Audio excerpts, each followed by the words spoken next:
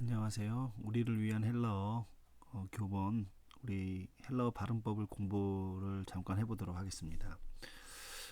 헬러를 우리가 처음 배울 때 이제 가장 어려운 점이 하나가 뭐냐면 그 헬러의 그 알파벳 24자를 익숙하게 배우고 그것을 이제 소리내어 읽는 방식인데 어, 이게 아무래도 사어인데다가 물론 오늘날 그리스에서 사용하고 있긴 하지만 성경 헬러 같은 경우에는 이제 사용하지 않는 그런 헬러 철자와 발음을 사용하는 데다가 또 우리가 잘 말로 할 수 없는 그런 기회가 많이 없는 그런 언어다 보니까 우리가 문자를 익혀서 써먹는 방식이 쉽지는 않은 것 같아요.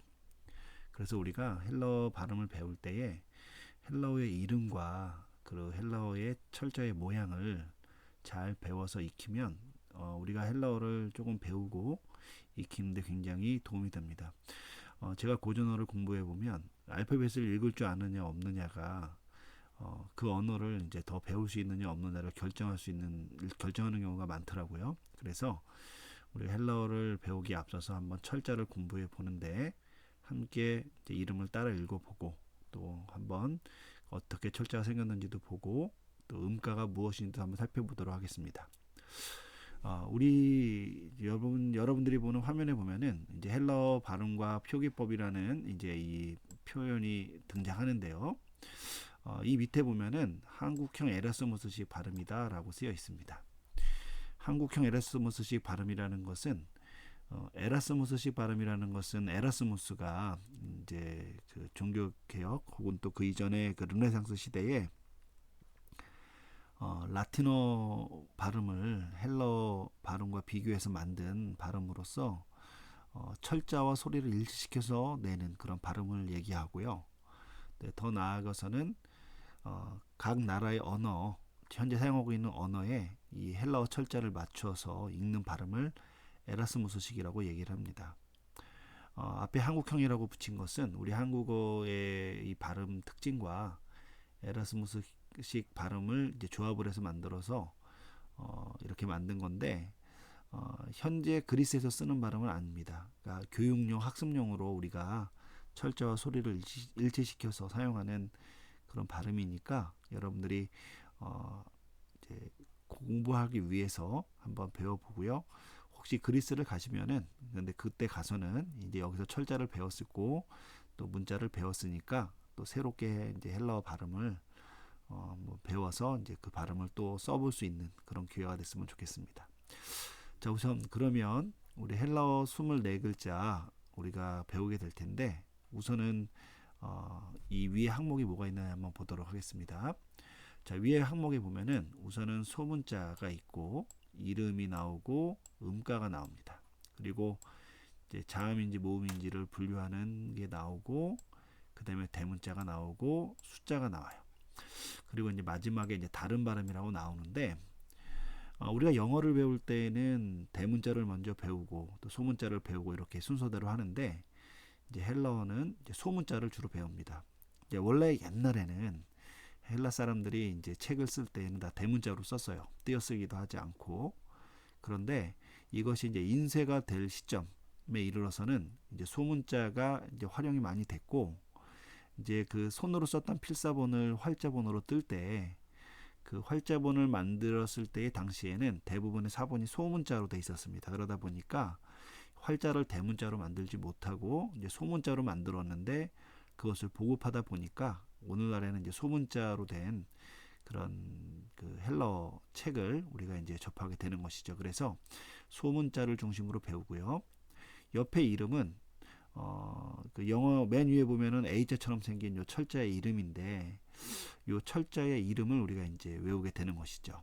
우리가 이제 이 철자의 이름을 외워야 되는 이유 중에 가장 큰 이유 중에 하나는 뭐냐면은 오른편에 보면 음가라는 게 있는데 이 알파의 이 첫 번째 소리, 이 아라는 소리가 이 알파라는 이 철자의 음가가 되는 겁니다.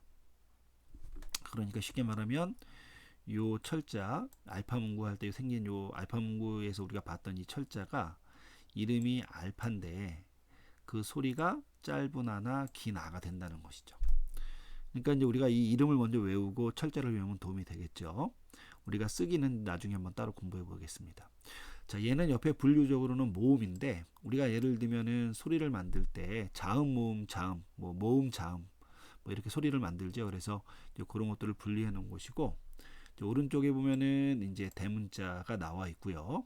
그리고 이제 숫자가 나오는데 여러분도 알다시피 이제 우리가 요즘 쓰고 있는 요 숫자 아라비아 숫자라고 하는 것은 아라비아가 등장한 다음에서야 사용했던 것이죠. 그러니까 그 전에는 이 숫자가 없었기 때문에 이 헬라어 알파벳에 숫자의 의미를 붙여서 사용했어요. 그래서 우리가 예를 들면 별자리에 보면은 뭐 알파성, 베타성 이런 뜻이 있지 않습니까? 이제 그런 이름이 있는데 그것은 특별한 이름이 아니고 첫 번째 별, 두 번째 별 이런 뜻이에요. 그래서 우리가 이 숫자를 이제 한번 이제 염두에 두고 봐야 되고요. 다른 발음이라는 것은 이제 아까 말했던 에라스무스식 발음 말고 현대 헬라어 발음이나 또 미국이나 이런 데 사용되는 발음들을 이제 이야기해 놨으니까 아마 가르치는 분들마다 약간씩 발음이 다릅니다. 여러분들이 한번 참조해 보라고 옆에다 써놨습니다. 자, 우선 그러면 한번 우리가 이 이름을 한번 따라 읽어보도록 하겠는데요. 제가 이렇게 표시를 하면서 읽을 때 여러분들이 한번 따라 읽어보면 되겠습니다. 자, 요거 한번 요거는 이미 색칠했죠. 자, 알파, 베타, 감마, 델타, 엡실론, 제타, 에타, 테타, 이오타, 까빠, 람다, 뮤, 뉘, 크시, 오 미크론, 삐, 로, 시그마, 따우, 윕실론, 피, 키, 푸시, 오메가. 이게 이제 헬라어 알파벳의 이름입니다. 총 24개인데요. 붉은색으로 표시되어 있는 부분은 이제 모음, 그리고 이제 흰색으로 되어 있는 부분은 이제 자음을 얘기합니다. 여러분들이 이 소리를 읽다 보면은 이미 좀 들어본 거 몇 개 있죠? 뭐 알파 문구할 때 알파, 뭐 지난번에 알파고 할 때 그 알파가 있고, 맨 밑에 보면 여기죠. 요 맨 밑에 보면은 우리 오메가 3 할 때 그 오메가, 또 성경에는 알파와 오메가 이렇게 우리가 많이 쓰죠. 또 젊으신 분들, 좀 나이가 있지만 좀 예전에 신세대 감각이 있었던 분들은 우리 카파 시계 할 때 우리 까빠 요 시계가 있고, 뭐 델타 포스 할 때 델타, 뭐 프라이드 베타 할 때 뭐 베타, 뭐 이런 것들이 우리가 이미 알고 있는 그런 소리라고 볼 수 있습니다.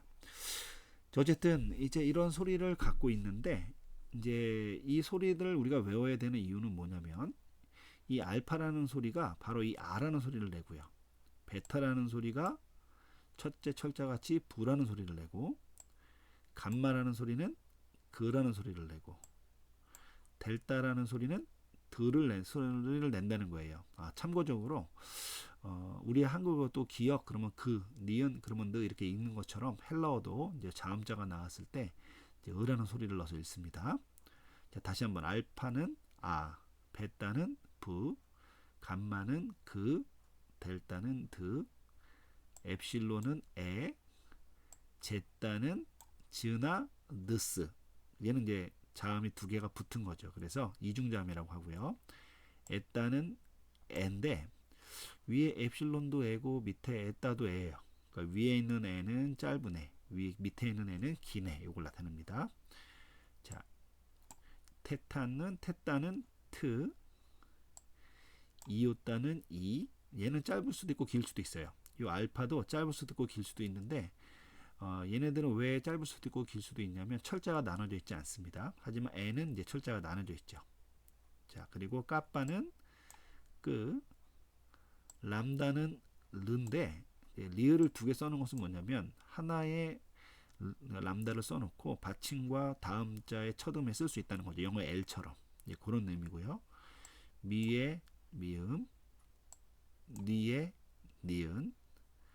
자, 그리고 그 다음이 크시라는 건데 얘는 크하고 스, 우리 아까 요 제따처럼 두 개의 자음이 만나서 이제 만들어진 소리예요. 얘를 이중 자음이라 부르는데 다른 것들, 이런 것들과 다르게 크하고 스라는 소리가 두 개가 난다는 거. 자, 오미크론의 오. 자, 얘는 이제 짧은 소리인데 왜 그러냐면 밑에 보면은 오메가의 오가 있죠. 우리 오 미크론, 마이크로, 작다라는 의미에서 이제 오가 짧다 이런 뜻이고, 메가, 우리 메가박스 뭐 이런 거 있죠. 그래서 오가 길다 해가지고 오메가 이렇게 되죠. 자, 우리 B, 그리고 얘는 로인데 초성에서만 사용될 수 있는 리을이에요. 정확히 말하면 오 이렇게 공기가 솟아나오는 리을을 얘기하는 건데 우리는 그냥 리을 내고 씁니다. 시그마의 시옷, 따우의 쌍디귿, 윕실론의 위, 그리고 피의 피읍, 프, 크의 키의 크, 그리고 푸시의 푸스인데 얘도 이제 이중 자음이에요. 그러니까 지금 이중 자음이 크게 세 개가 있죠. 요거 제따, 그리고 크시, 그리고 푸시. 요 세 개는 어떤 특정 철자에 쓰라는 소리가 들어와서 만든 자음이에요. 이중 자음입니다. 여러분 주의하시면 좋겠고, 마지막으로 이제 오메가가 있습니다. 자, 우리가 이제 지금 이렇게 소리를 내보고 이제 하는데 우리가 철자까지 써보면 참 좋겠지만 이제 철자는 쓸 수가 없어요. 그건 나중에 한번 해보는데 우리가 좀 어렵겠지만 우리가 이름을 한번 이제 보면서 여기 있는 소문자 철자도 한번 같이 보도록 할게요. 자, 알파는 이제 여기 알파, 그죠? 베타는 여기 베타, 감마, 요 철자가 감마입니다. 델타, 델타, 그죠? 엡실론, 엡실론, 제타, 제타, 에타, 에타, 테타, 테타, 이오타, 이오타, 까빠, 까빠, 람다, 람다, 미, 미, 뉘, 뉘, 크시, 크시, 오미크론, 오미크론, 삐, 삐, 로, 로, 시그마, 시그마. 다만 이제 시그마는 크게 두 가지 철자가 있어요. 옆으로 쓰는 시그마와 영어 S처럼 쓰는 시그마가 있는데 얘는 처음과 중간에는 여기 있는 요 시그마를 쓰고 이제 그리고 이제 맨 끝에 쓸 때는 요 S처럼 생긴 거 쓴다 그런 의미입니다. 따우, 따우, 윕실론, 윕실론, 피, 피, 키, 키, 푸시, 푸시, 오메가, 오메가. 그러니까 우리가 사실은 이제 여기 있는 요 철자들, 소문자, 그리고 이름이 있는데 사실 우리가 지금은 이제 요거를 보고 음가를 맞췄지만 나중에는 요 소문자를 보고 요 음가를 읽을 수 있어야 되는 거예요. 자, 나머지 분류, 대문자, 뭐 숫자 이런 것들을 여러분 한번 보시면 되겠고 이 시간에는 우리가 요거를 한번 보면서 한번 이름을 따라 읽어보도록 하겠습니다. 자, 알파, 베타, 감마, 델타, 엡실론, 제타, 에타, 테타, 이오타, 까빠, 람다, 뮤, 뉘, 크시, 오미크론, 삐, 로, 시그마, 따우, 윕실론, 피, 키, 푸시, 오메가. 우리가 지금은 그냥 헬러의 어떤 발음과 음과 이런 거를 살펴보고 이제 넘어가는데요. 이제 자세하게 쓰는 법이나 또 이제 얘네들을 어떻게 이제 외울 것인가, 이걸 노래를 어떻게 외울 것인가 이런 것들은 이제 따로 제가 화면을 만들도록 하겠습니다. 그러니까 여러분들이 헬러 발음이 이렇게 구성이 됐고 이렇게 형태로 이루어져 있구나라고만 참조하시면 이제 우선은 첫 번째 헬러 발음 공부는 시작했다고 볼 수 있습니다. 여러분 화이팅 하십시오.